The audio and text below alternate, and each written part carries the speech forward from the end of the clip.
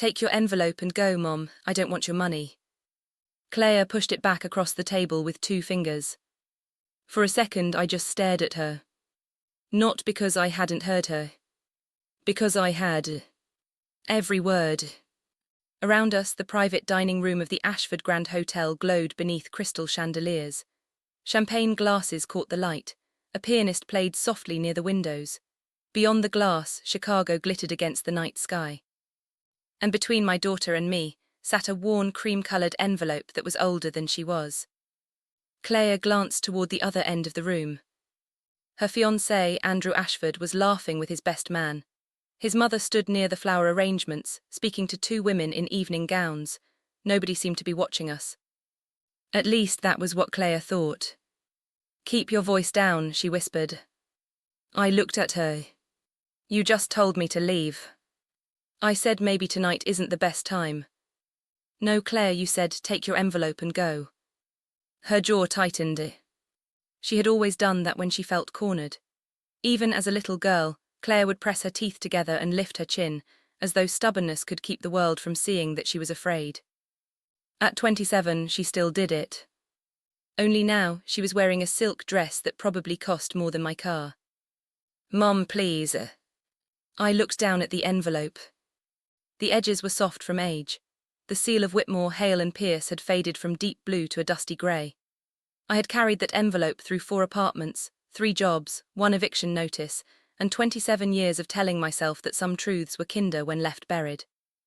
Tonight, I had finally decided to give it to my daughter. Claire hadn't even opened it. She thought there was money inside. That almost made me laugh. "Almost. I didn't bring you money," I said. "Then what is it?" I reached for the envelope. Her hand moved first. For one strange second, both of us were touching it. Mother and daughter. 27 years between our fingers. "Does it matter?" I asked. Something flickered across her face. Regret, maybe. Then she looked over my shoulder. Whatever softness had appeared disappeared immediately. "Not here." That hurt more than I expected. I slowly pulled the envelope toward me. Claire exhaled. "Thank you." I stared at her. "For what?" "For not making this harder. There are moments when your heart doesn't break all at once. It cracks quietly. So quietly that nobody else hears it. I had heard mine crack many times before. The morning Claire's father left. The night I sold my mother's necklace to pay our rent. The first Christmas I wrapped a second-hand bicycle and told Claire it was new. But this was different. This time, the person holding the hammer was the child I had spent my entire life protecting. "I'm making your wedding harder." "That's not what I said." "It's what you meant." Claire closed her eyes. "Mom." There was a warning in the word. I knew that tone. It meant, please don't embarrass me. I looked down at myself. My navy blue dress was simple, but it was clean. Becca had helped me choose it at a department store 3 weeks earlier. I had spent more than I should have because I wanted Claire to look at me tonight and feel proud. My shoes were old. I knew that. There was a small scratch near the left heel that black polish couldn't completely hide. Maybe Claire had noticed. Maybe everyone had. I suddenly became aware of my hands. The skin around my nails was dry from cleaning chemicals. I curled my fingers around the envelope. If you've ever been judged unfairly by family, let me know in the comments. Because there is a particular kind of pain that comes when a stranger misunderstands you. But when your own family does it, that pain knows where you live. Claire sat down across from me. "Can we please not do this tonight?" "Do what?" "This." She gestured between us. I almost smiled. 27 years of motherhood reduced to this. "I came because you invited me." "I know. You asked me to come to the rehearsal dinner." "I know. I bought a dress I couldn't afford because I didn't want to embarrass you." Her eyes moved toward my shoes. Only for half a second. But I saw it. That was enough. I swallowed. One thing doesn't make sense, Claire. She looked at me. If you're this ashamed of me, why did you invite me at all? Her face changed. And for the first time that evening, I saw something beneath the irritation. Fear. Keep your voice down. Why? Because Andrew's family doesn't know everything. The room seemed to become quieter, though the piano was still playing. What does that mean? Claire looked toward Andrew again. He caught her eye from across the room and smiled. She smiled back automatically. The second he turned away, the smile vanished. Claire. She rubbed her thumb against the edge of her engagement ring. A diamond large enough to pay off every debt I had carried when she was a child. I told them things were complicated between us. I waited. What things? Mom, it doesn't matter. It matters to me. She pushed her chair back slightly. I knew this was a mistake. What was a mistake? Inviting you tonight. That one landed cleanly. I sat back. Claire saw my face and immediately looked away. I didn't mean it like that. How did you mean it? I mean, she lowered her voice again, you don't understand these people. I almost laughed. Instead, I looked around the room. Men in tailored suits. Women wearing jewelry that belonged in glass cases. Waiters carrying champagne that cost more per bottle than I earned during an entire night shift. No, Claire was right about one thing. The woman she believed me to be did not belong here. But there was something my daughter didn't know. Once, rooms like this had been ordinary to me. Once I had known exactly which fork to use, which wine to order, which names mattered, and which smiles were fake. Once, before I became Nora Bennett, I had been Alina Whitmore. And 27 years earlier, I had walked away from a world my daughter was now desperate to enter. The envelope in my hand was the only piece of that world I had kept. Mom, I realized Claire was staring at me. What exactly did you tell them? She hesitated. That hesitation told me I was not going to like the answer. Claire, I told them you weren't around much when I was growing up. I stared at her. The pianist missed a note. Or maybe I imagined it. You told them what? Don't make that face. What face should I make? You worked all the time.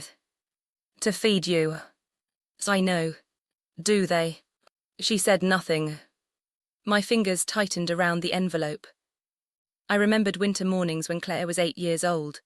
I would finish cleaning offices at 5:30, take 2 buses home, shower, make her pancakes, and walk her to school. Then I would sleep for 4 hours before starting again. I remembered sitting beside her hospital bed when she had pneumonia. I remembered sewing a torn Halloween costume at 3 in the morning because she was terrified the other children would laugh.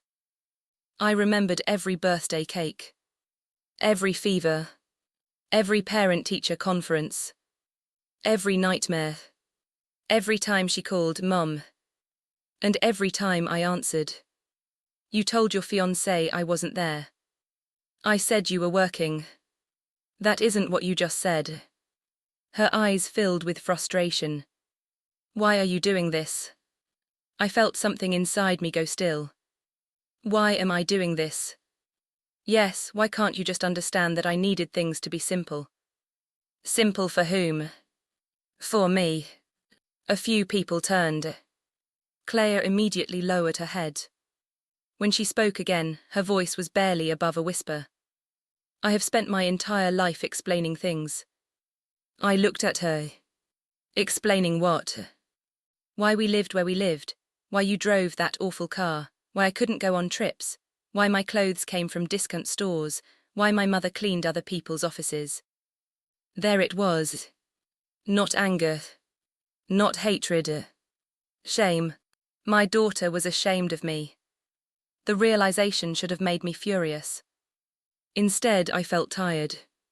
So you changed the story. Claire looked away. I made it easier to understand. No, you made yourself easier to admire. Her eyes snapped back to mine. That's not fair. Neither is telling people I abandoned you. I never used that word. You didn't have to. She stood. Mom, I'm not doing this. I stood too. For a moment, we faced each other across the little table. I was 5'6". Claire was 2 inches taller.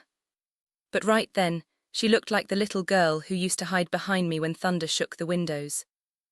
Only this time I was the storm she was afraid of. I brought you something tonight, I said quietly. Something I should have given you years ago. Her eyes dropped to the envelope. I don't want it. You don't even know what it is. I said I don't want your money. And I told you it isn't money. Then throw it away. I stopped breathing. Claire must have seen something in my face because her expression softened. Mom, No. I slipped the envelope into my handbag. You've said enough. I turned. Nora. The voice came from behind me. Male. Older. Uncertain. I froze. Nobody called me Nora in that tone. Not like they were testing the name against a memory. I turned slowly. A man stood near the entrance to the dining room. Silver hair. Black tuxedo. One hand resting against the back of a chair. I recognized him immediately. Of course I did. His face had appeared on magazine covers, financial programs, charity announcements, and the side of a building downtown. Richard Ashford. Andrew's father. The billionaire whose family my daughter had spent months trying to impress. He was staring at me. No, not at me. At my handbag. The envelope was still partly visible. His eyes fixed on the faded seal. Whitmore, Hale and Pierce. The colour drained from his face. Where did you get that? Claire stepped between us. Mr. Ashford, I'm sorry, my mother was just leaving. Richard did not look at her. He took one step toward me. Then another. The room began to notice. Conversations softened. Andrew turned. Claire looked from Richard to me. Do you two know each other? I could have lied. For most of my life, lying by omission had been the one thing I did well. I had called it protection. I had called it sacrifice. I had called it love. But standing there with my daughter watching me like I was a stranger, I wondered if silence had protected anyone at all. Richard stopped 3 feet away. His eyes moved over my face. 27 years had changed both of us. But apparently not enough. His lips parted. Elena. My daughter frowned. My mother's name is Nora. Richard finally looked at her. Then back at me. His voice was almost a whisper. Elena Whitmore. The name hit the room like a glass breaking. Claire stared at me. Who is Elena Whitmore? I couldn't answer. Because Richard's eyes had returned to the envelope. And there was something in his expression I had not expected. Not recognition. Fear. Elena, he said, please tell me you haven't opened that. My hand tightened around my handbag. Claire looked between us. What is inside it? 27 years earlier, I had believed that envelope contained the end of a story. Standing in that ballroom, I realized it might have been the beginning. And the one thing I still couldn't understand was why Richard Ashford looked terrified that I had brought it back. Please tell me you haven't opened that. Richard Ashford's words followed me all the way home. I didn't answer him that night. I couldn't. Claire was staring at me as if someone had peeled my face away and revealed a stranger underneath. Andrew had crossed the room. Guests had stopped pretending not to listen. So I did what I had done whenever the truth became too painful. I left. But on the train home, with Chicago sliding past the dark windows, I held my handbag against my chest and remembered the first time I had seen Richard Ashford. I was 27 years old. And my name was Elena Whitmore. You're going to lose everything. Richard looked up from the conference table. Rain hammered the windows of my father's office 40 floors above downtown Chicago. Richard was 31 then, leaner, hungrier, wearing a suit that had been expensive before too many sleepless nights had wrinkled it. My father, Charles Whitmore, stood at the window. "Elena." "What? That is enough." "No, it is." Richard's company, Ashford Systems, was 72 hours from defaulting on its largest loan. I had spent 6 hours reviewing the numbers. The company wasn't failing because the business was bad. It was failing because Richard had expanded too quickly, one investor had pulled out, and 3 banks had panicked at once. "You asked what I thought," I said. My father turned. "I asked you to review the figures. I did not ask you to perform an execution." Richard gave a tired laugh. "At least she's honest."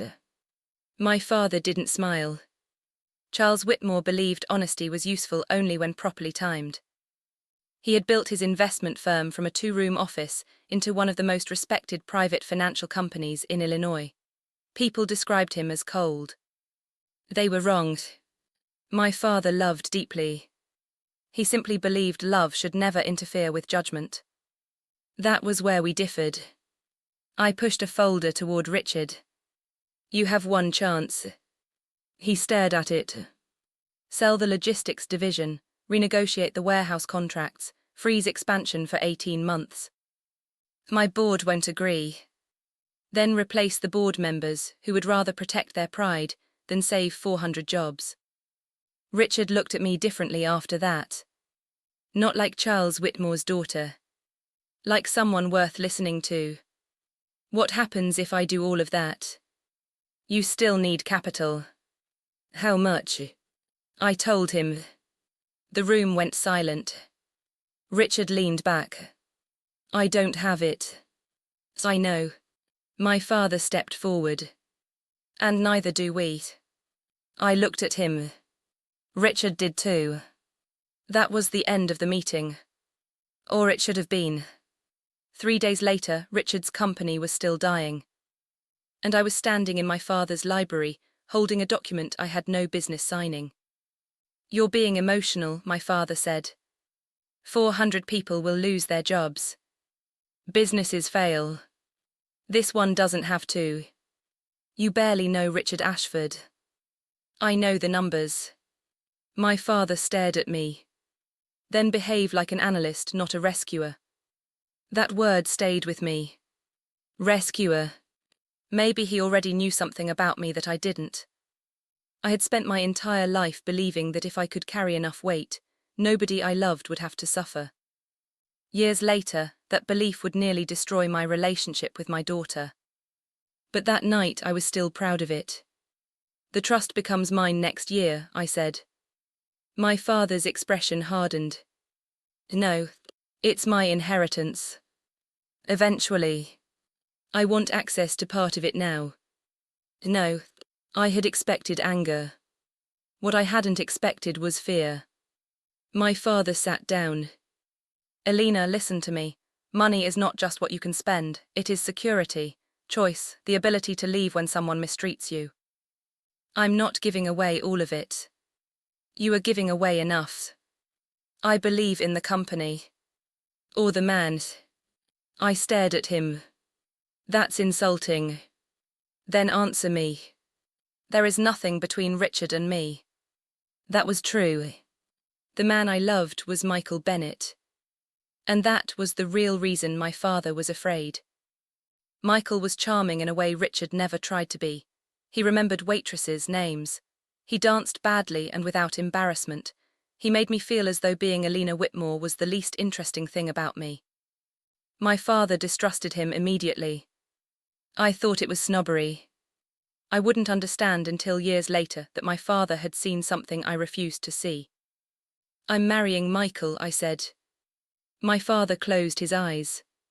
"This is not about him. Everything with you is about him. Because you stop thinking when that man enters the room." I stood. "And you stop seeing me whenever I make a choice you didn't make for me." That hurt him. I saw it. But neither of us apologized. Pride has destroyed more families than poverty ever could. The next morning, I called Margaret Whitmore. Despite the shared surname, she was not a close relative, just a distant cousin who had become one of my father's most trusted attorneys.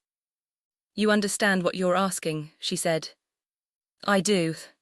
"No, Alina, I need you to actually understand." We sat in her office while sunlight fell across stacks of legal files. "If this investment fails, you may never recover the money." "I know. If it succeeds, the structure must protect your interest." "I don't want Richard to know it was me." Margaret stared at me. "Why?" "Because he'll refuse." "Then perhaps that should tell you something. He thinks my father said no." "Your father did say no." "I'm not my father." Margaret leaned back. "No, you certainly are not." She prepared the emergency investment agreement. The funds would be transferred through a holding structure. My identity would remain confidential. A small equity interest would be retained in exchange for the risk. I barely read that part. I cared about one thing: saving the company, saving the jobs, saving Richard from losing everything. There was always someone to save. Margaret placed the final documents inside a cream-coloured envelope. The blue seal of Whitmore, Hale and Pierce was pressed across the flap. The same envelope Claire would reject 27 years later. The same envelope Richard would recognise across a crowded room. But something happened after the money was transferred. Something I had never known. Richard discovered enough to realise the rescue had come from someone connected to my father. He wrote a letter. Margaret gave it to me several weeks later. I read only the first line. "To the person who gave me back my future." I stopped. I put the letter back inside the envelope. I was newly married by then. Pregnant. Certain that my own future was beginning. I never finished reading it. Ashford Systems survived. Richard followed the restructuring plan. The company stabilized. Then it grew. My father never congratulated me. But one evening, shortly before Claire was born, he came to my apartment. Michael was out. My father stood in the doorway holding the cream-coloured envelope. "You left this at Margaret's office." "I don't need it." He handed it to me anyway. "Keep it." "Dad, one day, Alina, you may need proof of what you gave away." I laughed. "I know what I did." "That is not what I mean." His face looked older that night. People forget sacrifice when it becomes inconvenient to remember. I thought he was talking about Richard. He was. He was talking about life. Maybe even about Claire. I wish I had asked. Instead, I put the envelope in a drawer. Then Michael came home. And within 3 years, everything my father feared began to happen. The train jolted, pulling me back to the present. My stop was next. I opened my handbag. The secret envelope rested inside. For 27 years, I had believed I knew what it contained. Richard's letter.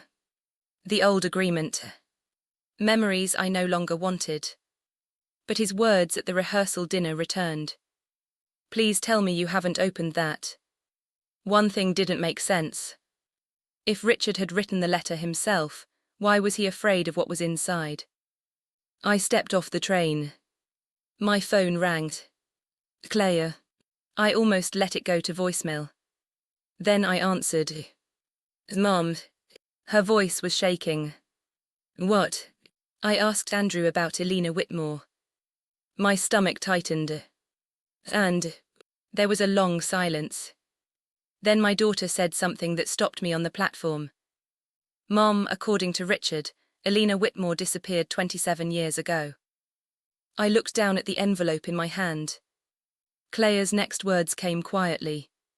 "He said his family has been looking for her ever since." "Why were they looking for you?" Claire's question sat between us over the phone. I watched the train doors close. "I don't know." "You expect me to believe that?" "Yes. Richard Ashford knew your name."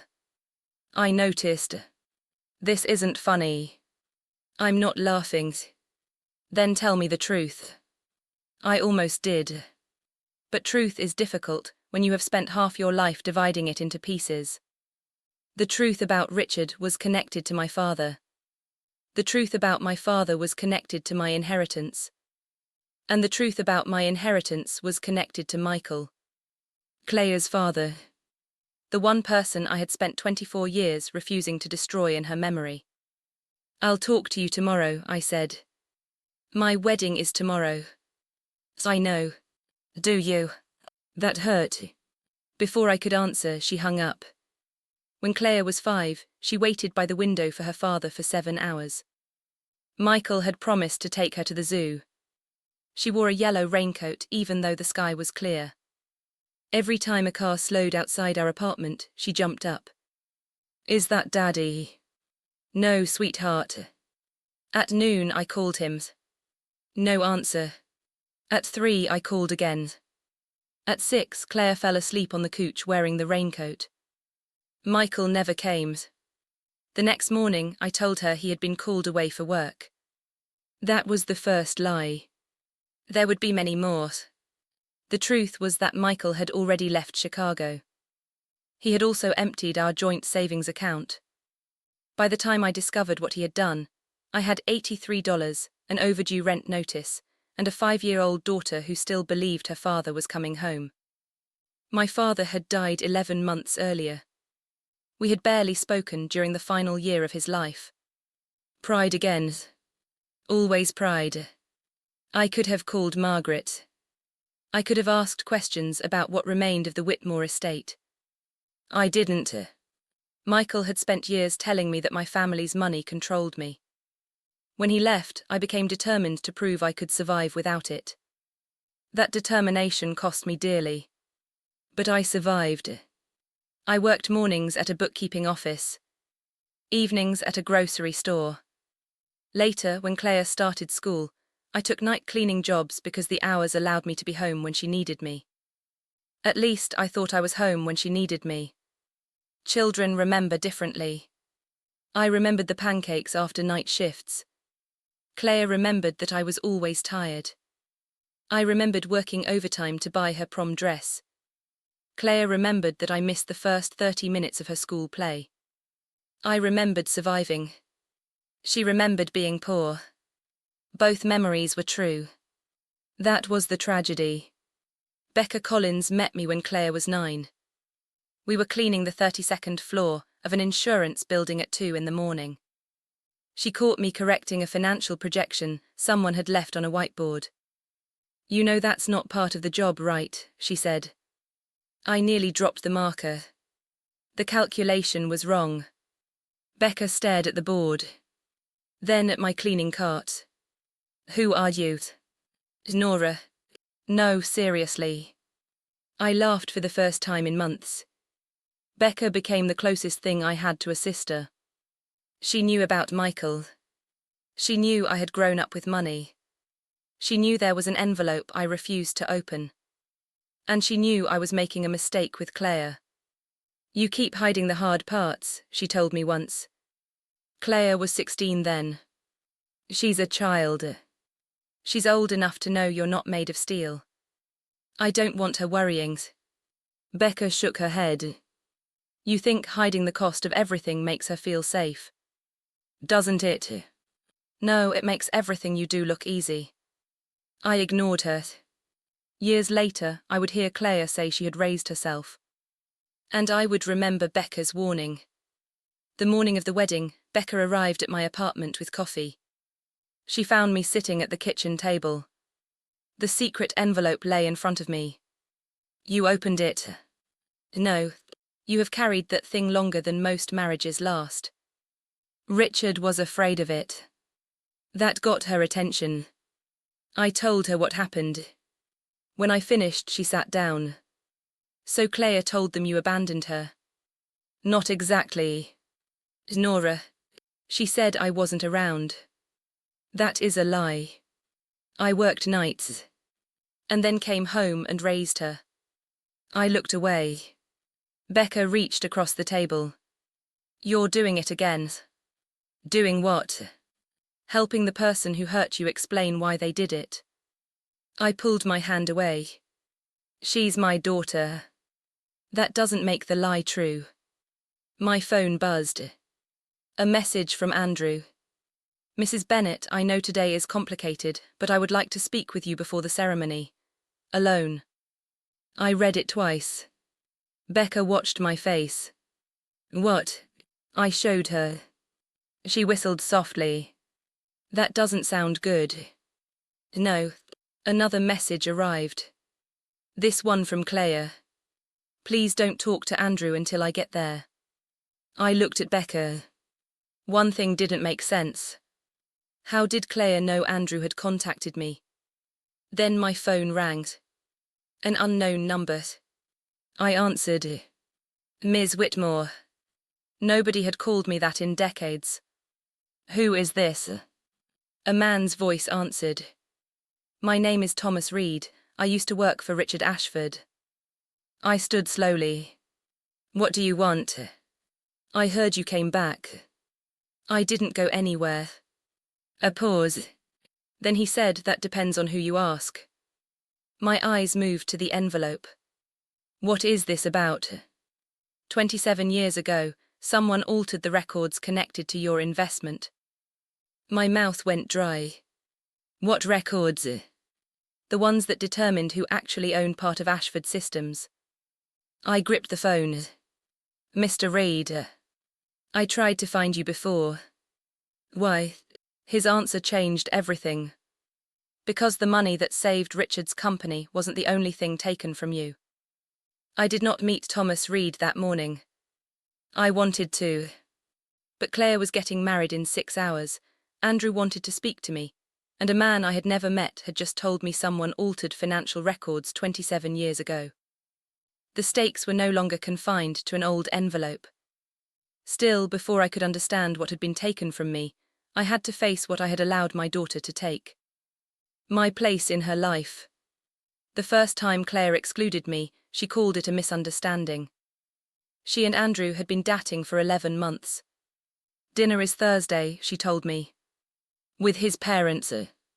Just something small. I bought a blouse. I changed shifts. I even let Becca straighten my hair, because she said I looked like I was preparing for a tax audit. Then 2 hours before dinner, Claire called. Mom, plans changed. Though, it's just immediate family now. I remember standing in my kitchen. Wouldn't that include me? Silence. Then she laughed too quickly. You know what I mean. I did not. But I pretended I did. The next morning I saw photographs online. 32 people. Aunts, uncles, cousins, family friends. Andrew had posted one caption. 2 families becoming one. I stared at the photograph until the words blurred. Claire called later. I didn't mention it. That was my mistake. Every betrayal we refuse to name teaches the person hurting us that we will survive another one. Months later, Andrew finally met me. He came to my apartment unexpectedly. Claire looked horrified when I opened the door. Andrew. He smiled. I was beginning to think your mother was imaginary. Claire didn't laugh. I did. Come in. He was kind. That made everything worse. He asked about Claire as a child. I told him about the yellow raincoat. Claire interrupted. Mom. What? He doesn't need every embarrassing story. Andrew smiled. I like embarrassing stories. But Claire's body had gone rigid. Later, while I washed dishes, I heard them arguing in the hallway. You told me she wasn't around, Andrew said. She was. She seems pretty around. You don't understand. I stood behind the kitchen door with my hands submerged in warm water. Claire lowered her voice. My childhood was complicated. Andrew asked, did she abandon you? There was a pause. Claire could have said no. She didn't. She said it felt like it. I dropped a glass. It shattered in the sink. Claire rushed in. Mom, I'm fine. I was not. That night after they left, I opened the drawer containing the secret envelope. I almost called Claire. Almost told her everything. About Elena Whitmore. About her grandfather. About Richard. About Michael. Then I imagined telling her that the father she had spent years romanticizing had stolen from us and disappeared. I closed the drawer. I chose silence again. And silence chose the consequences for me. Now, on the morning of her wedding, I finally met Andrew alone. He arrived at a coffee shop 3 blocks from my apartment. He looked exhausted. Mrs. Bennett. Nora. He nodded. Nora. He sat across from me. For several seconds, neither of us spoke. Then he said, "Did you abandon Claire?" Straight to it. No. His shoulders dropped. Not relief. Something heavier. I didn't think so. Why? Because people who abandon their children don't keep every school picture on the wall. I looked out the window. What did she tell you? That you were gone for long stretches, that relatives helped raise her, that she learned to take care of herself. Some of that is true. His eyes narrowed. I worked nights. That's different. Not to a lonely child. He studied me. You're defending her. I'm explaining her. Why? Because she's my daughter. Andrew leaned back. My father said the same thing about me once. What? That loving someone and excusing them are not the same thing. That line stayed with me. Andrew placed his phone on the table. There's something else. He showed me a photograph. Richard, my father, and me, 27 years younger, standing outside Ashford Systems. My heart stopped. Where did you get this? My father. He kept it. He kept a lot of things. I looked closer. Someone had been cropped from the edge. Only a hand remained. A man's hand. A wedding ring. I knew that ring. Michael. My husband had been there. But I had no memory of him attending that meeting. Fear moved through me. Andrew, I need the original. Why? Because your father wasn't the only person who knew about my investment. My phone rang. Claire. I answered. Where are you? Talking to Andrew. I told you not to. I'm done taking orders about when I'm allowed to tell the truth. Silence. Then Claire said, if you come to the wedding and tell them about my childhood, I will never forgive you. I closed my eyes. There it was. The choice she believed she was giving me. Her love or the truth. For most of my life I would have chosen her love. But I was beginning to understand something. Love that survives only through lies is already dying. I won't embarrass you today, I said. Claire exhaled. But I will not lie for you again. She hung up. Andrew looked at me. You're still coming. I looked at the photograph. At Michael's hand. At the secret envelope inside my bag. Yes, because one thing had become painfully clear. Someone had erased more than my name from the Ashford story. And for the first time, I wondered whether my husband had known exactly what my investment would become. By noon, I had 3 reasons not to attend my daughter's wedding. Claire did not want the truth there. Someone had altered records tied to my investment. And my missing husband appeared to have been present at a meeting I had never known he attended. I went anyway. Not to expose Claire. Not to reclaim money. I went because I was still her mother. And because for once, I wanted to stop disappearing simply because someone else was uncomfortable with my presence. The ceremony was scheduled at the Ashford estate outside Chicago. Tall iron gates opened onto acres of green lawn. White flowers lined the drive, Staff moved beneath tents carrying trays and radios. Becca drove. You can still change your mind, she said. About coming. About wearing those shoes. I looked down. The same old black heels. I laughed. It felt good. Then the estate came into view and the laughter disappeared. You okay? Becca asked. No. Good. I looked at her. Good. Means you're not pretending. Claire was in the bridal suite. I knocked. Her maid of honor opened the door. Claire saw me through the mirror. For a moment nobody spoke. She looked beautiful. I hated how quickly my anger disappeared. That is the dangerous thing about loving your child. You can remember every wound and still want to fix their veil. I came to give you this. I placed a small velvet box on the table. Not the envelope. The necklace. Claire stared at it. Mom, it belonged to my mother. You said you sold her jewelry. Most of it. She opened the box. Her expression softened. I kept this. Why? For you. Her eyes filled. For 1 second I thought we might find our way back. Then she asked, did you tell Andrew? Hope turned to Ash. Is that all you want to know? No.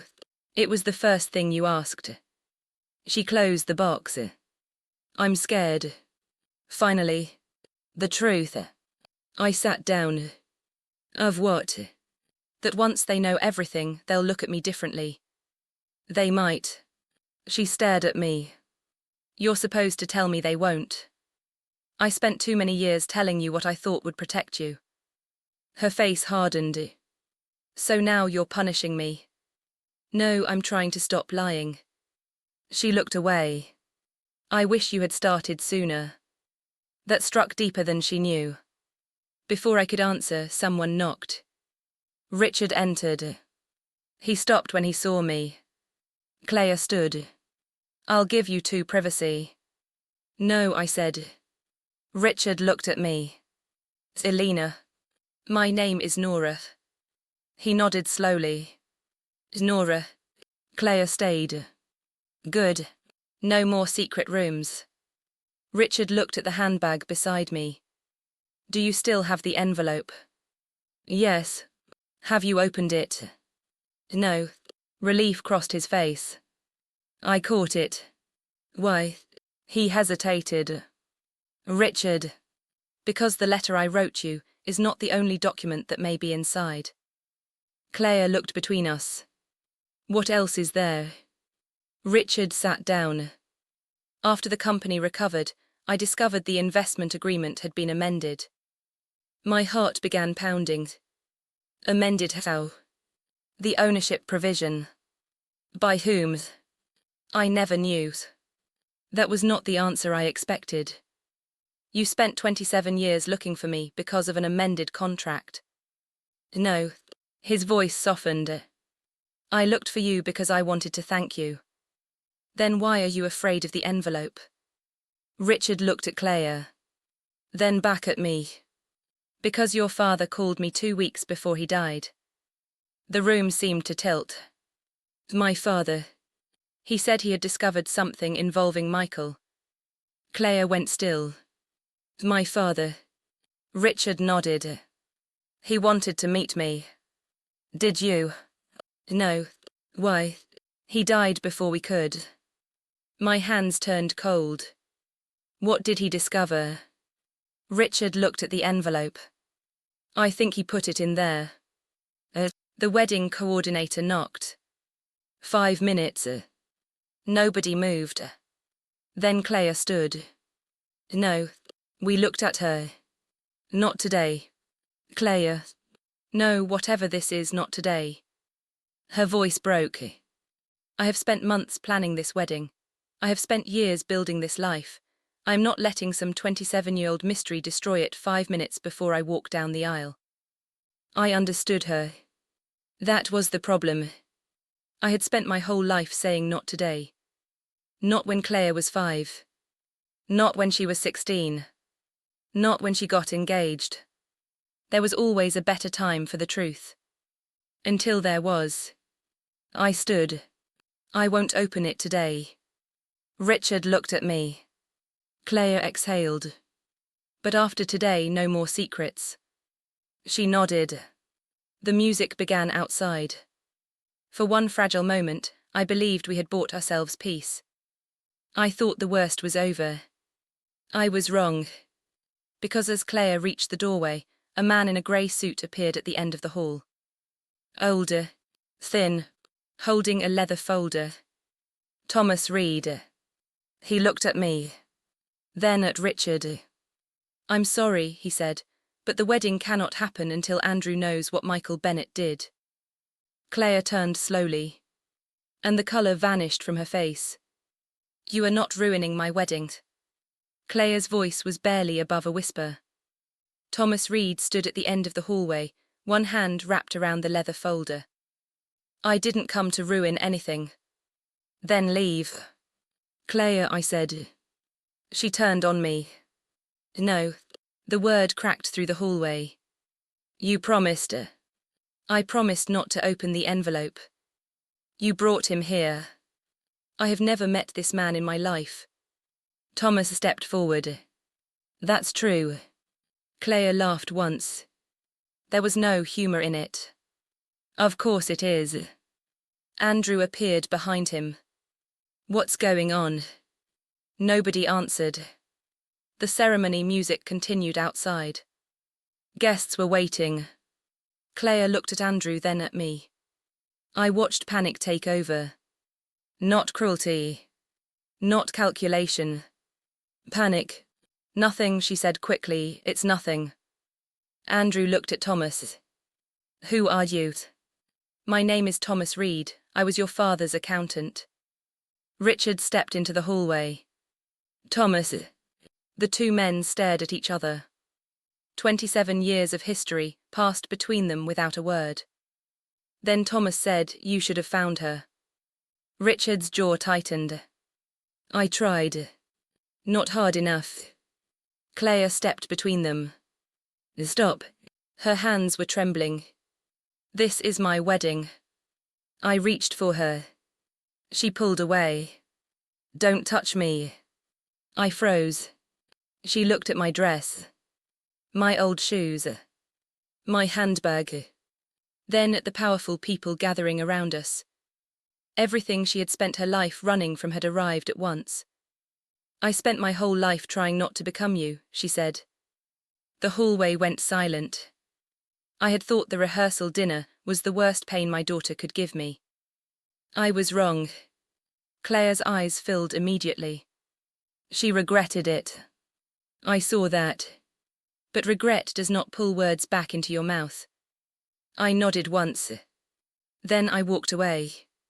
Nora, Becca called. I kept walking. Past the flowers. Past the waiting guests. Past the musicians. Outside, the afternoon sun was painfully bright. I made it behind the service building before my knees gave out. I sat on a low stone wall. And cried. Not elegantly. Not quietly. I cried for the woman I had been. For the father I had not forgiven before he died. For the husband who had stolen more than money. For the daughter who had grown up believing my life was something to escape. And finally for myself. Dan found me there. I had forgotten Becca invited him as her guest. He sat beside me without asking questions. For several minutes he said nothing. Then he handed me a handkerchief. Who still carries these? I asked. History teachers. I laughed through my tears. It hurt. Dan waited. Then I told him everything. When I finished, he looked toward the distant wedding tent. You going back? I don't know. That's not like you. You don't know what I'm like. I know you leave yourself out of every story you tell. I looked at him. What does that mean? It means everybody gets a reason except you. I said nothing. Michael stole because he was scared. Clea lied because she was ashamed. Richard failed to find you because time passed. What about Nora? What about me? When does she get to be angry? The question frightened me. I don't want anger to make me cruel. Then don't be cruel. He looked at me. But silence isn't the same thing as kindness. I thought of Becca saying almost the same thing years earlier. Maybe the universe repeats lessons until we stop pretending not to hear them. My phone rang. Margaret. I answered. Nora, I heard Thomas found you. Yes. Do not open that envelope alone. I looked at my handbag. Why does everyone keep saying that? Because I need to tell you something. My pulse quickened. What? Your father came to my office the week before he died. I stood. What did he do? He added a document to the envelope. What document? Her answer came slowly. A signed statement about Michael. The world narrowed. What did Michael do? I don't know everything. Margaret. But your father believed Michael forged your signature on documents connected to the Ashford investment. I sat back down. My husband. My daughter's father. The man I had protected in Claire's memory for 24 years. What would the forgery have done? It may have transferred your retained ownership interest. To whom? A pause. To Michael. I closed my eyes. Failure has a sound. Sometimes it is a door slamming. Sometimes it is a child saying she wants to become anyone except you. That afternoon, mine sounded like my own voice asking a question I should have asked decades earlier. Why didn't anyone tell me? Margaret's answer was gentle. We tried. I remembered unopened mail. Disconnected phones. Moving apartments. My determination to cut myself off from the Whitmore world. I had not simply been abandoned. I had disappeared. And now I had to live with that too. I looked toward the wedding. Is Claire still getting married? Dan asked. I checked my phone. A message from Andrew. The ceremony has been postponed. Claire says it's because of you. I read it twice. My daughter's wedding was gone. Her relationship was in danger. Her image of her father was about to collapse. And whether it was fair or not, she blamed me. For the first time in my life, I had lost the one thing I had sacrificed everything to keep. My daughter's love. I thought about throwing the secret envelope into the nearest trash can. Ending it. Choosing silence one final time. Then I heard Dan's voice. What are you going to do? I wiped my face. I called Margaret. When she answered, I said, I think it's time Claire knew who her mother was. But after I hung up, doubt came rushing back. Because telling the truth would not only expose Michael. It might prove that my own silence had helped build the lie that destroyed us. The wedding was postponed at 2:17 that afternoon. By 4, the flowers were being removed. By 6, Claire had blocked my number. I went home in the dress I had bought to watch my daughter get married. The secret envelope sat on my kitchen table. I did not open it. Not yet. The next morning, Margaret arrived with 3 bankers' boxes. Becca brought coffee. Dan brought breakfast. Thomas brought the truth. Or at least the first part of it. We sat around my small kitchen table while rain tapped against the window. Thomas opened his leather folder. Your original investment bought a 17% interest in Ashford Systems. I stared at him. That can't be right. It was right in 1999. Richard said it was small. It became small after later financing rounds, but it never became nothing. Margaret slid a document toward me. Your father structured part of your trust contribution as equity. I read the page. My signature was there. Then another signature. Also mine. Except it was. The second one transferred the interest to a private holding company. I knew the names. Bennett Strategic Holdings. My stomach turned. Michael. Thomas nodded. He filed the transfer. How? With forged authorization. I looked at Margaret. Why wasn't it challenged? Because you disappeared from every address we had. Shame burned through me. I had been so determined to prove I needed nobody that I made myself impossible to help. Thomas continued. Here where it gets complicated. Of course it did. Michael never successfully took control of all the interest. I looked up. What? Your father caught the irregularity. Hope entered the room so quietly I almost didn't recognize it. He froze the transfer. Part of it. How much? Thomas gave a small smile.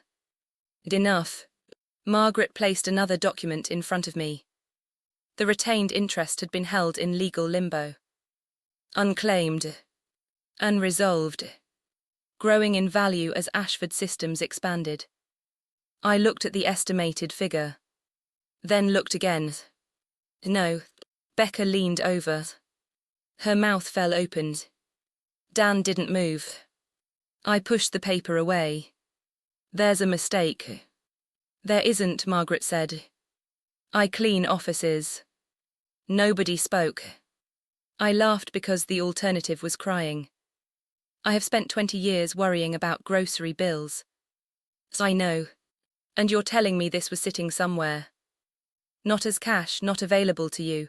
It requires legal confirmation. How much? Margaret told me again. Millions.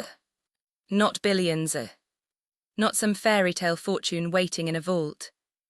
But enough to change my life. Enough to make every overdue bill, every double shift, every night I had been afraid of losing our apartment feel suddenly unbearable. I stood. I need air. Becca followed me to the hallway. Nora, I could have given Claire more. You didn't know. I should have known. You were surviving. I should have asked. Yes. I looked at her. She did not soften it. That was why I loved her. Yes, she repeated. You should have asked, you should have opened letters, you should have stopped running, and Claire should not have lied about you. Both things can be true. I leaned against the wall.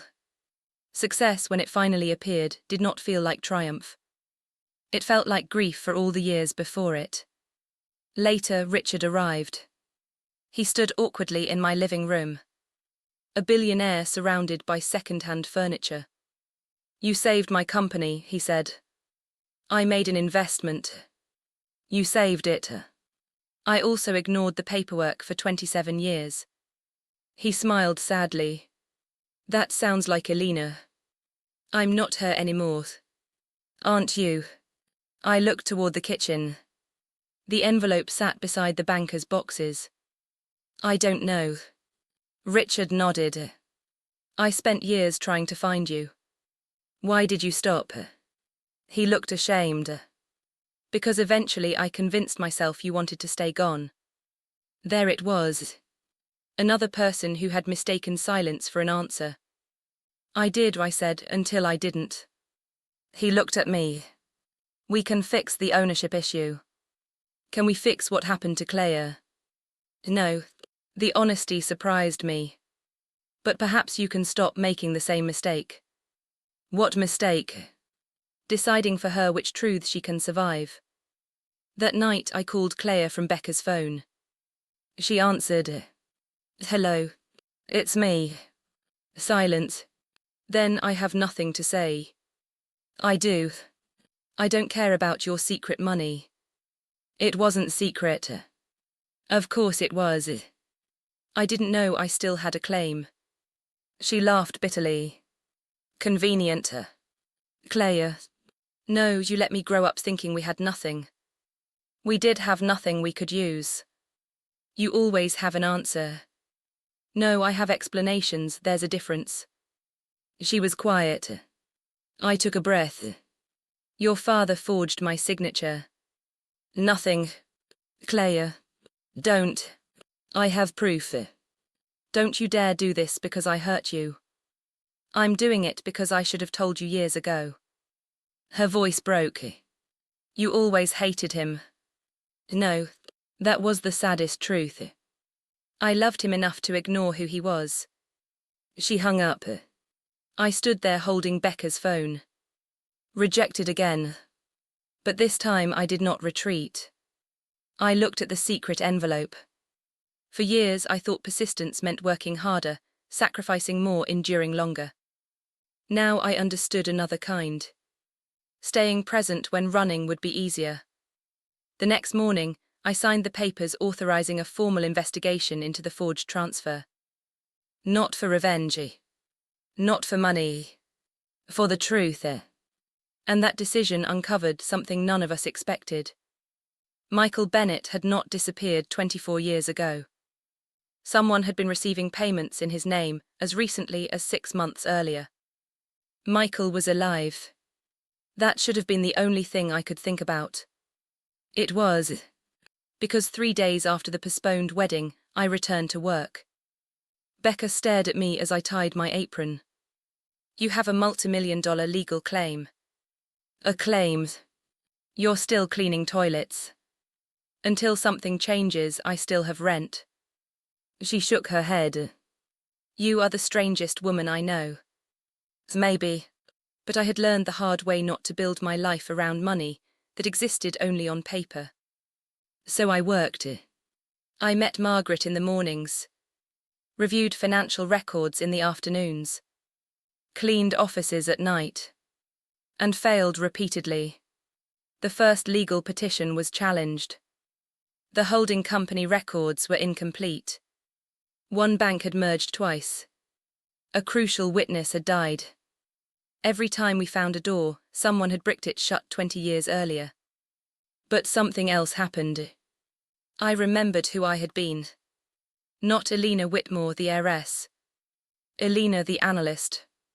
I sat at Becca's kitchen table one night, with 30 years of transaction records spread around me. You've been staring at that page for an hour, she said. The numbers don't match. You say that like the numbers insulted your mother. They did. I traced the transfers. Michael had moved money through 3 companies. But one payment pattern repeated. Small annual distributions. Same month. Same routing sequence. He didn't take the ownership, I whispered. Becca leaned closer. What? He borrowed against it. That changed the investigation. The forged transfer had been used as collateral. Michael had extracted money without fully controlling the asset, which meant the underlying ownership could still be mine. I called Margaret at 1:12 in the morning. She answered on the 4th ring. This had better be good. It is. For the first time in years, I heard excitement in my own voice. Richard offered me a team of attorneys. I accepted help. That was harder than it sounds. My entire identity had been built around needing nothing. Dan noticed. You look uncomfortable, he said when we met for dinner. I am. Because people keep helping me. Terrible. I smiled. He reached across the table. You know, independence doesn't mean doing everything alone. I'm learning. That sounds painful. It is. He laughed. So did I. For the first time, I began to imagine a life not organized around survival. Not because money was coming. Because I was changing. Andrew visited a week later. He and Claire were living separately. Is she okay? I asked. She's angry. At me. At everyone. I nodded. That sounds like Claire. He smiled faintly. Then he became serious. I love her. I know. But I don't know if I know her. I had no answer. He looked around my apartment. She told me you never encouraged her. I felt the old instinct rise. Explain Claire. Protect Claire. I stopped myself. That wasn't true. Andrew nodded. Thank you. For what? For answering the question I asked. That night I cried. Growth is not always dramatic. Sometimes it is one honest sentence where an excuse used to be. A month passed. The legal investigation continued. My claim strengthened. Richard invited me to review a struggling charitable program funded by the Ashford Foundation. I almost refused. Then I looked at the numbers. You're wasting 30% of your budget. The room went quiet. Richard smiled. There she is. I hated how much I liked hearing that. I redesigned the program's financial model. Not alone. With a team. We found waste, redirected funds, and expanded emergency support for single parents. For the first time in decades, I was paid for the part of me I had buried. But I did not become successful overnight. I made mistakes. My first presentation was terrible. I spoke too quickly. I lost my place. One board member asked whether my cleaning background qualified me for financial oversight. The room froze. I looked at him. Cleaning taught me to notice what other people leave behind.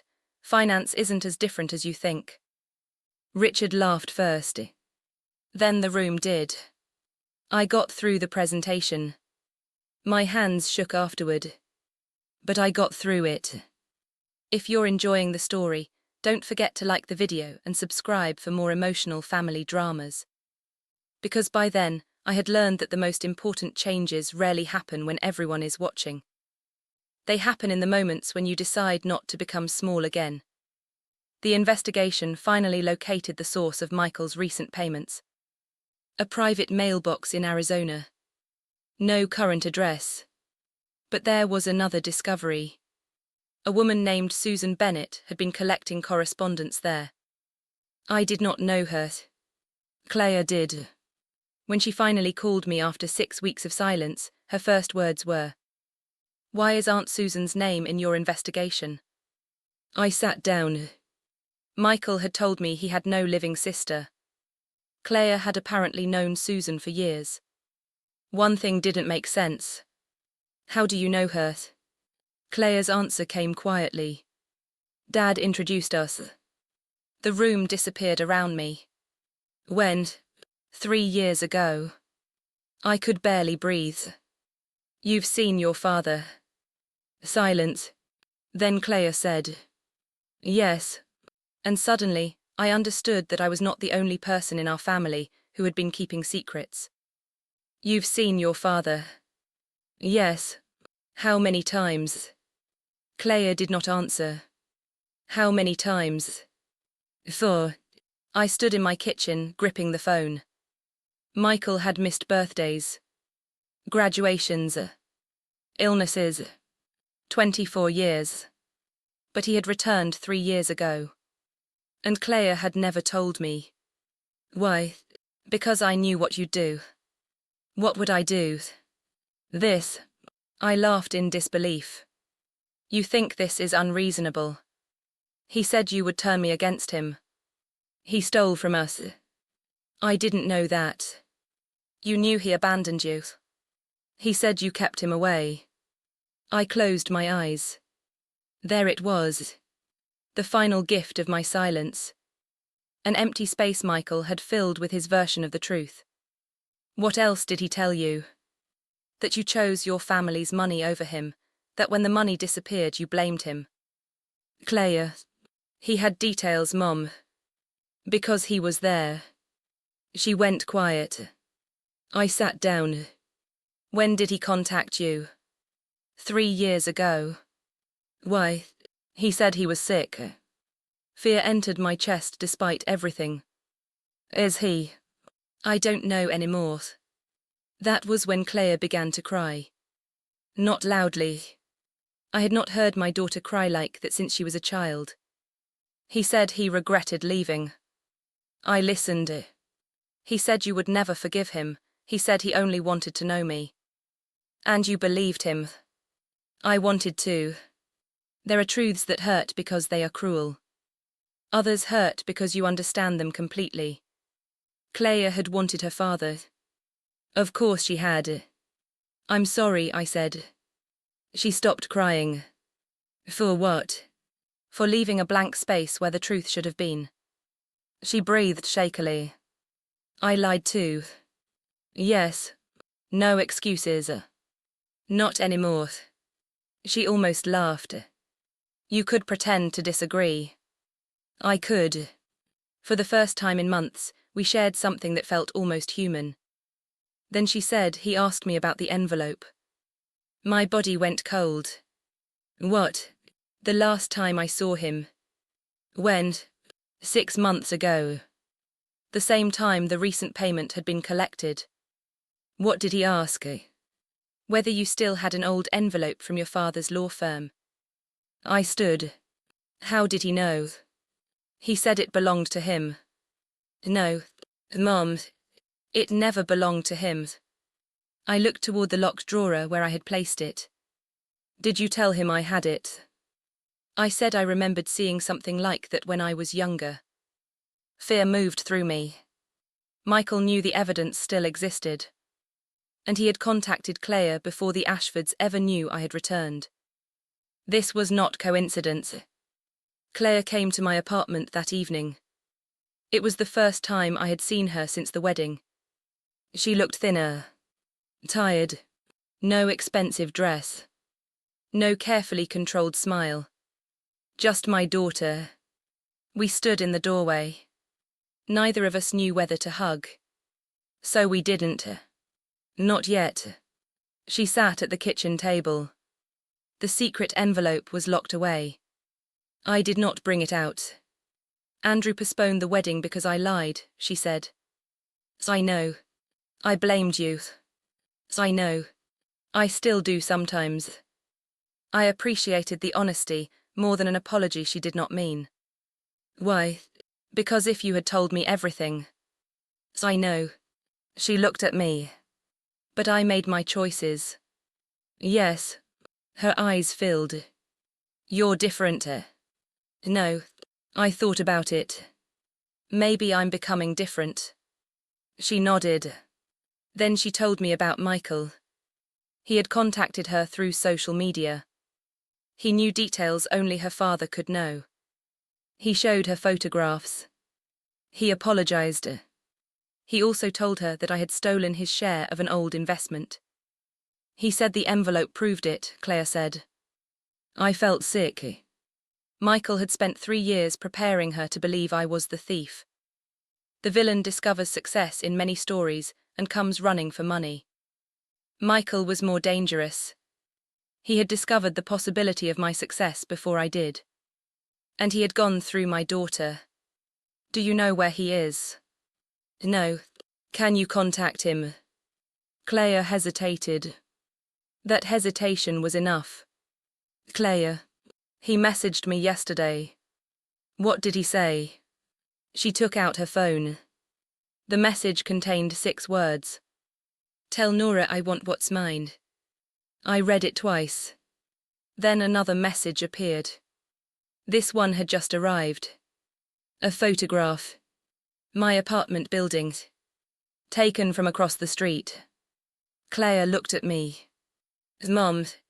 My fear lasted only a second before anger replaced it. Not violent anger. Clear anger. The kind that finally knows where to stand. I called Margaret. Then Richard. Then the police to document the harassment. Michael wanted me afraid. 27 years earlier, fear and shame had helped him isolate me. This time I had evidence. Witnesses. People beside me. I was not running. But that night when I checked the drawer, the secret envelope was gone. The lock had not been broken. The windows were closed. Only 3 people besides me had recently been inside the apartment. Becca, Dan, and Clea. I turned toward my daughter. She stared at the empty drawer. Then at me. And for one terrible second, I did not know whether I could trust her. You think I took it?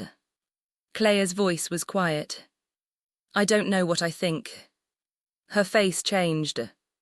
A month earlier, I would have rushed to comfort her.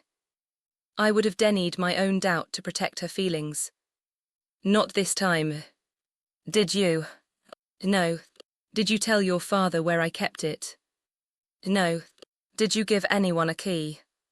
No. Each answer came faster. Then Clea stopped.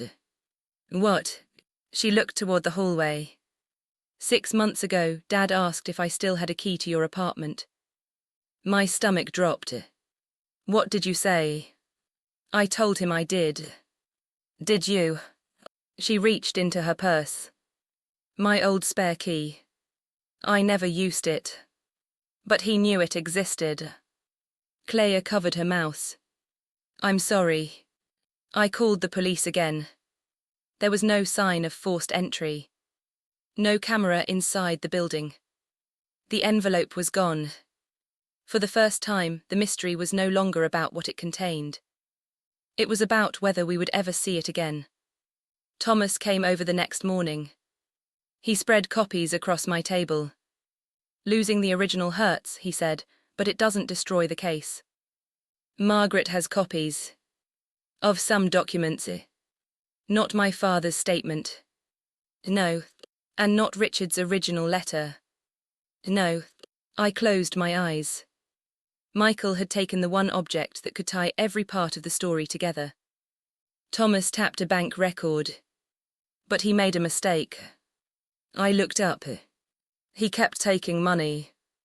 The investigation traced recent payments to Susan Bennett, Michael's supposed sister. She was not his sister.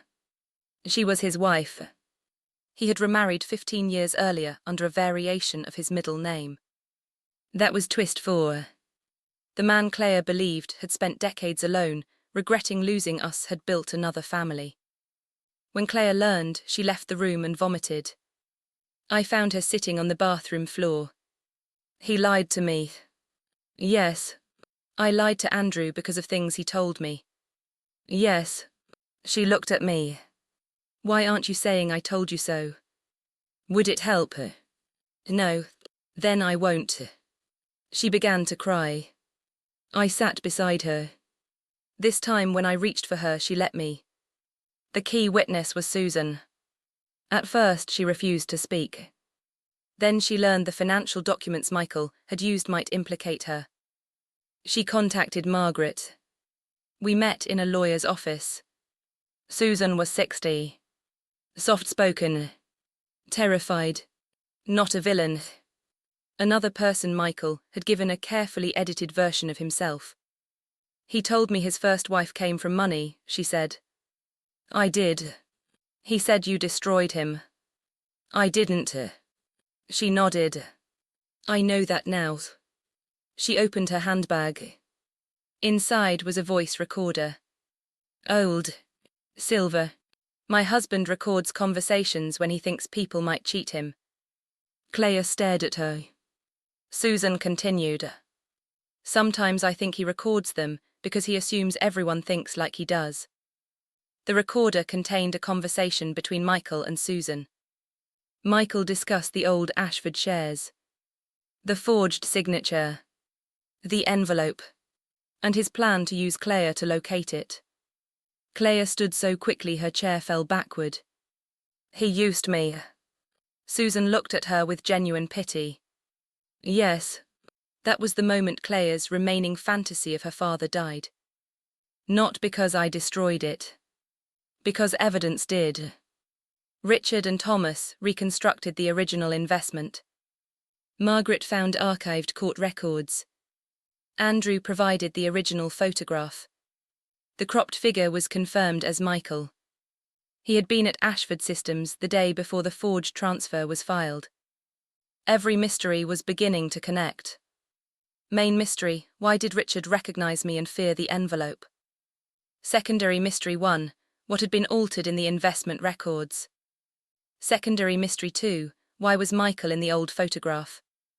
Secondary mystery 3, why had Michael secretly returned to Clea? The answers all pointed toward one final question.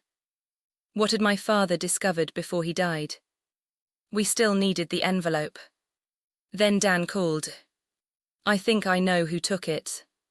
My heart stopped. Who? The building superintendent called me. Why would he call you? Because you listed me as an emergency contact last year. I had forgotten. Dan continued. He saw an older man leaving your floor the night the envelope disappeared. Michael. Maybe. But there's more. What? The man wasn't carrying an envelope. I frowned. He was carrying one of your banker's boxes. I looked at the 3 boxes Margaret had brought. 2 remained. I had never noticed. We opened the second box. Inside, beneath old legal files, was a handwritten note from my father. Only 1 sentence. If Michael ever comes looking for the envelope, he still does not know where the original is. I stared at Margaret. What does that mean? Her face changed. Then she whispered. The envelope you carried for 27 years was a decoy. The secret envelope was a decoy. Not fake. It contained real documents. But according to my father's note, it did not contain the most important evidence. Margaret paced my kitchen. Charles never told me. Then who knew? Maybe no one. Claire stared at the note. Where would he put the original? I knew before I could explain why. My mother's necklace. Claire looked at me. The one you gave me. I nodded. My father had repaired the clasp after my mother died. He had insisted on doing it himself. The velvet box was still at the Ashford estate. We drove there. Inside the box, beneath the removable lining, was a tiny brass key. Claire looked at me. A key to what? I remembered my father's bank. The safe deposit box he had maintained for decades. It had never appeared in the estate inventory because it was held under a trust designation. Margaret made 3 calls. The box still existed. We were preparing to go to the bank when Michael called Claire. She put him on speaker. Sweetheart. Claire flinched. Where is the envelope? No apology. No concern. Just the envelope. Claire looked at me. I nodded. I don't have it, she said. You were supposed to help me. I did help you. Her voice shook. You lied to me. Michael sighed. Nora has been filling your head. No, a recording did that. Silence. Then his voice changed. You don't understand what she took from me. I leaned toward the phone. Then tell me, Michael. Another silence. Nora. 24 years disappeared in 1 word. You stole from me, I said. I took what I was owed. You forged my signature. You would have given everything away. It was mine to give. I was your husband. And that made my name yours. You never understood what it was like being married to a Whitmore. There it was. His wound. His resentment. His reason. Not an excuse, but a reason. I walked into every room as Alina Whitmore's husband, he said. Your father looked at me like I was a thief before I ever took anything.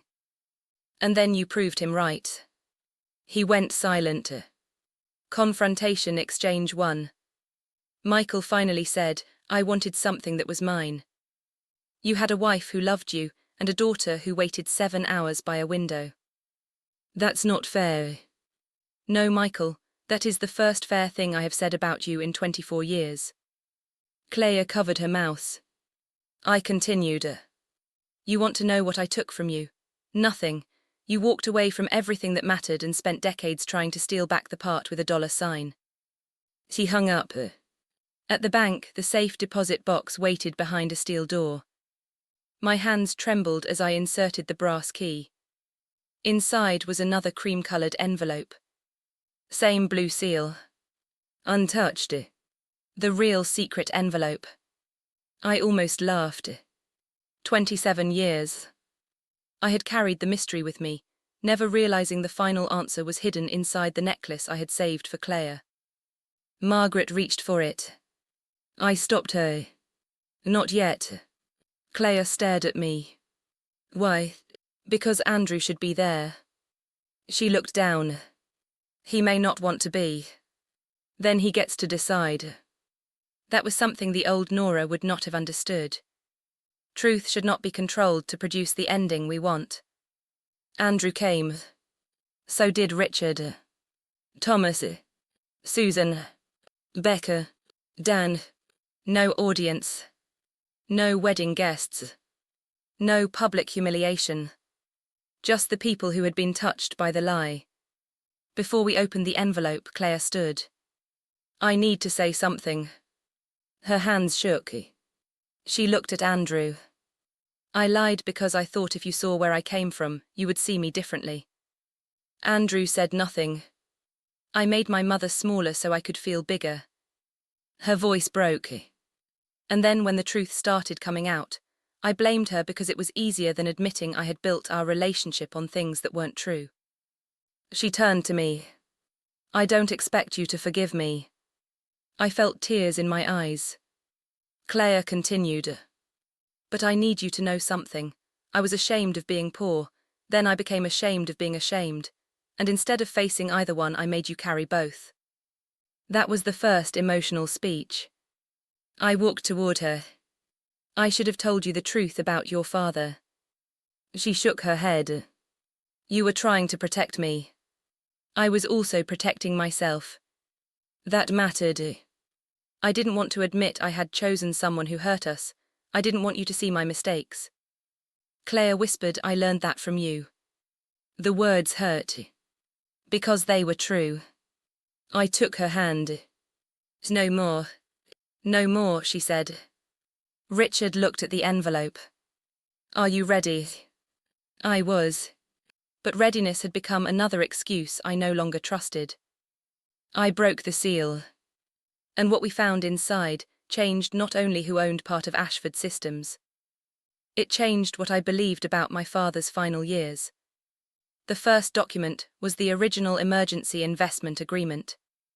The second was the transfer authorization bearing my real signature. The third was the forged version bearing Michael's. Thomas compared them. No question. Richard closed his eyes. But there was more. A handwritten letter from him. The one I had never finished reading. I unfolded it. To the person who gave me back my future. This time I kept reading. Richard had promised that if Ashford Systems survived, he would never forget the person who had made survival possible. He wrote about the employees who would keep their jobs. The families who would keep their homes. The responsibility he felt to make the sacrifice mean something. I looked at him. You meant this. Every word. Then why did you look afraid when you saw the envelope?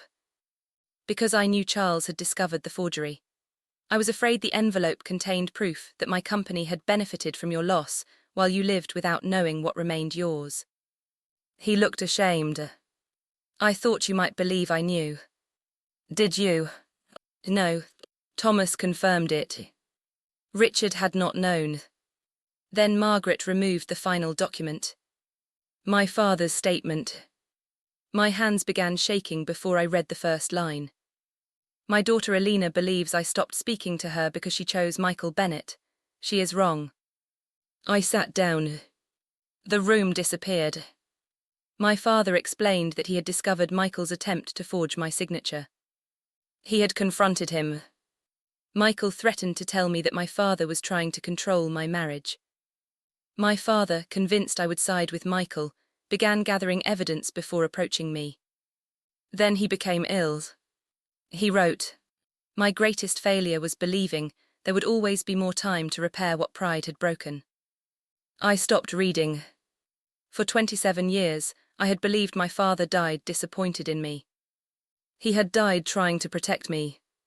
The final page contained a note written directly to me. Alina, if you are reading this, then the truth took longer to reach you than I hoped. Do not spend your life confusing silence with strength. I did, and it cost me years with my daughter. I could no longer see the page clearly. Then came the final line. Never confuse what you own with what makes you valuable. Claire began crying. So did I. My father had written those words for me. But somehow, they had travelled 27 years to reach both of us. The legal documents confirmed that Michael's attempted transfer was invalid. My retained interest had survived. After dilution and restructuring, it represented a smaller percentage of a vastly larger company. The value was substantial. Life-changing. But sitting there, I understood something I could not have understood a month earlier. The money was not the victory. The receipt was proof. Proof that I had not imagined my sacrifice. Proof that Michael had lied. Proof that my father had loved me even when pride kept us apart. Proof that the woman Claire had been ashamed of had once saved hundreds of jobs, and then spent decades doing work nobody applauded. Richard stood. There is something else. Everyone looked at him.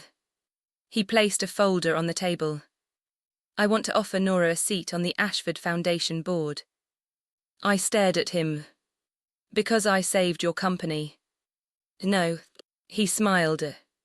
Because last month you found a budget failure 6 consultants missed. Becca laughed. That sounds more like her. I looked at the folder. For years I had wanted someone to see me. Now that they did, I realized I no longer needed their recognition to know who I was. I'll consider it. Richard laughed. Alina Whitmore would have said yes immediately. Nora Bennett learned to read the contract first. Even Claire laughed through her tears.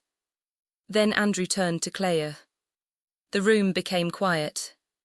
I love you, he said. Claire began crying harder. But I'm not ready to marry you. She nodded. I know. I need to know that when you're afraid, you won't rewrite the truth. I know. I'm not punishing you. I know. Confrontation exchange too. Claire wiped her face. Is there still a chance? Andrew looked at her for a long time. Yes. Not relief. Not triumph. Hope. Fragile and earned. I thought the envelope had revealed everything. I was wrong. Thomas had one final piece of evidence. The payments Michael had collected were not profits from my ownership. They were loans secured through fraudulent representations. He owed money. A great deal of it. But I refused to pursue him beyond what the law required. Claire asked me why. Because justice is not the same thing as revenge. That became one of the most important lines I ever said. Michael would face civil consequences. Potential criminal investigation. The truth would do its work. I did not need to destroy him. He had spent decades doing that himself. I held my father's letter against my chest. The secret envelope had finally been opened. But the greatest revelation was not hidden in the financial documents. It was hidden in the pattern all of us had repeated. My father had stayed silent. I had stayed silent. Claire had lied to protect an image. 3 generations of people who loved each other had nearly lost one another because we were afraid of what the truth might cost. The final question was whether knowing that would be enough to change us. Justice did not arrive with applause. There was no courtroom packed with reporters. No dramatic arrest at a wedding. No moment where Claire fell to her knees and begged me to forgive her. Real consequences were quieter. Michael's fraudulent claims collapsed. His lenders pursued him. Investigators reviewed the forged documents. Susan filed for separation after learning the extent of his lies. Claire stopped answering his calls. And I did something that surprised everyone. I refused to speak publicly about him. Why? Richard asked. Because I spent enough of my life letting Michael define what happened next. That was freedom. Not defeating him. Outgrowing the need to. My ownership interest was formally recognized months later. I left my cleaning job. On my final night, I stood on the 32nd floor with Becca. The city glowed beyond the windows. "You going to miss this?" she asked. "The toilets. The glamour." I laughed. Then I looked at the office. "I'll miss who I became here." Becca leaned against her cart. "Who was that?" "Someone who survived. And now." I thought about it. "Someone who wants more than survival." She hugged me. I cried. Of course I did. I accepted the foundation position. Not because Richard owed me. Because I was good at the work. The first program I helped launch provided emergency financial assistance and career support to single parents. At the opening, a reporter asked about my unusual career path. "Do you regret the years you spent cleaning offices?" No. That surprised her. "I regret believing the job made me less important. There's a difference." I saw Claire standing at the back of the room. She heard me. Later she approached. "I'm proud of you." The old Nora would have lived on those words for months. The new Nora appreciated them, but did not need them to breathe. "Thank you." Claire looked nervous. "I started therapy." "I'm glad. I keep wanting you to tell me you forgive me." "I know. But you're not ready." "Not completely." She nodded. That was growth too. Neither of us forcing a beautiful ending before we had earned one. Dan and I took things slowly. One evening we walked along the lake. "You know," he said, "you still explain yourself too much." "I do not." "You just explained why you don't." I laughed. He took my hand. I let him. That sounds small. It was. For years, independence had meant keeping every door locked. Now it meant knowing I could open one without losing myself. Claire eventually asked to speak with me and Andrew together. Confrontation exchange 3 happened at my kitchen table. The same table where I had learned about the money. The same table where Claire had admitted seeing Michael. Andrew said, "I need to know why you lied after you knew it was hurting people." Claire answered, "Because every lie made the truth more expensive." He looked at her. "That doesn't excuse it." "No, it explains why I kept being a coward." I watched my daughter say the word without hiding from it. Andrew asked, "And what happens the next time you're ashamed?" Claire looked at me. Then back at him. "I tell the truth while it's still cheap." That was another line I would remember. They did not immediately set another wedding date. Good. Some things should not be rushed. Before I reveal what happened next, subscribe if you enjoy stories about betrayal, justice, and second chances. Because the ending I once wanted would have been simple. Claire apologizes. I forgive her. Andrew marries her. I become wealthy. Everyone who hurt me regrets it. But life gave me something better than a simple ending. It gave me a true one. Months after the envelope was opened, Claire came to my office. She carried the velvet jewelry box. Inside was my mother's necklace. And beneath it my father's brass key. "I think this belongs to you," she said. I closed the box. "No." She looked confused. "The necklace belongs to you." "Mom, I gave it to you before everything happened. You might not have if you knew what I had done. That is exactly why I want you to keep it." She began crying. I continued. "Your worst mistake does not get to become your entire identity." Her face crumpled. I had spent years protecting Claire from consequences. This was different. Forgiveness did not erase consequences. It simply refused to erase the person. She hugged me.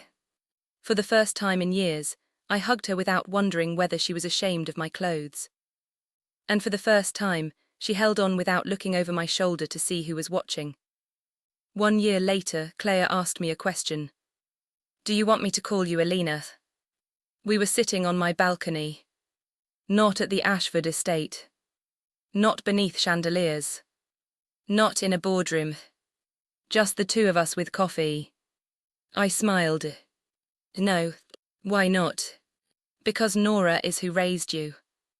She looked down. And Elena. She's still here. That was the answer I had spent a year finding. I did not have to choose between the wealthy young woman I had been and the cleaner I became. One was not more worthy than the other. Elena had intelligence. Nora had endurance. I was both. The Ashford Foundation program had expanded to 3 cities. Becca ran operations for one of our local support centers after I finally convinced her to apply. You know I'm your boss now, she told me. That is absolutely not how this works. It is emotionally how it works. Dan and I were still together. Slowly. Happily. He still carried handkerchiefs. I still mocked him for it. Richard and I became friends, though not the kind people expected. There was no romance. No hidden destiny. Just 2 people connected by an old act of faith and decades of consequences. Andrew and Claire rebuilt carefully. 11 months after their postponed wedding, he proposed again. Privately. No audience. No photographers. Claire called me that night. Mom. Yes. He asked again. I smiled. And I told him I needed to ask him one question first. What? Whether we could have a smaller wedding. I laughed until I cried. The wedding took place in a garden outside Chicago. 80 guests. No billionaire spectacle. No attempt to impress anyone. Claire asked me to help her get ready. As I fastened my mother's necklace around her neck, she looked at me through the mirror. I need to say something. You're already wearing waterproof mascara, right? She laughed, then became serious. I spent years thinking your life was a warning. I stopped. She turned toward me. I looked at the jobs you worked, the apartment, the old car, and I thought your life meant you had failed. Her eyes filled. But I never looked at what your life built. I said nothing. She continued. You built me, you kept us alive. You got hurt and kept loving me. And when I hurt you, you finally loved both of us enough to stop pretending it was okay. That was the second emotional speech. I'm sorry, Mom. This time, the apology did not ask me to rescue her from guilt. It simply told the truth. I touched her face. I forgive you. She closed her eyes. I meant it. Not because the past had disappeared. Because it no longer controlled us. Before the ceremony, Richard approached me. You know, he said, if you had opened that envelope 27 years ago, everything might have been different. I looked toward Claire. Maybe. You regret it. I thought about the question. Yes. He seemed surprised. I regret the years I lost with my father.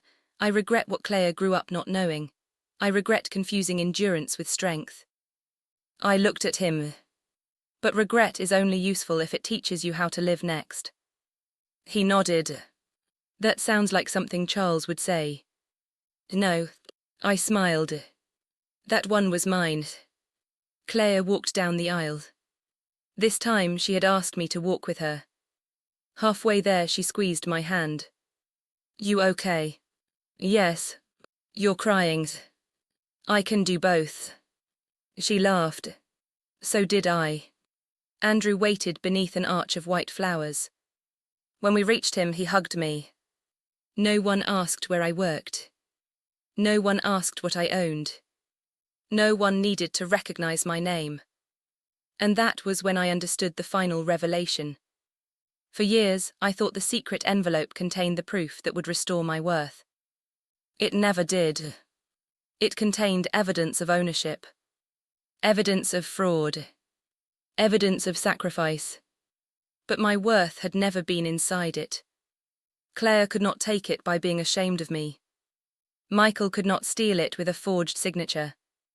My father's money could not create it. Richard's recognition could not restore it. It had been mine the entire time. Months later, I placed the original secret envelope in a small archive box. Claire was with me. "What are you going to do with it?" she asked. "Keep it. I thought you were done with the past." "I am." "Then why keep it?" I ran my fingers over the faded blue seal. "Because being healed doesn't mean pretending nothing happened." She nodded. The envelope had once represented everything I was afraid to face. Then it became a mystery. Then evidence. Then justice. Now it was simply a reminder. I looked at my daughter. For years I thought love meant carrying every burden in silence. Claire listened. "I know better now. Love can forgive. Love can sacrifice, but real love must also tell the truth."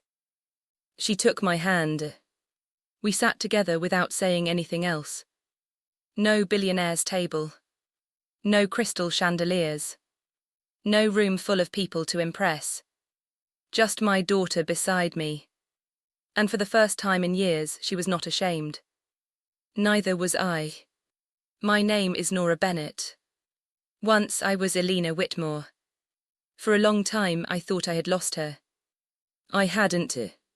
She was there every night I went to work exhausted. Every morning I came home and made breakfast. Every time I survived something I thought would break me. I spent half my life seeking approval from people I loved. My father. My husband. My daughter. Then I learned something no envelope, inheritance, or billionaire could have taught me. You can love people deeply without handing them the authority to decide your worth. And sometimes the greatest inheritance you leave your children is not money. It is the courage to stop hiding the truth. The courage to forgive without becoming weak. And the courage to stand in your own name. Whatever that name may be.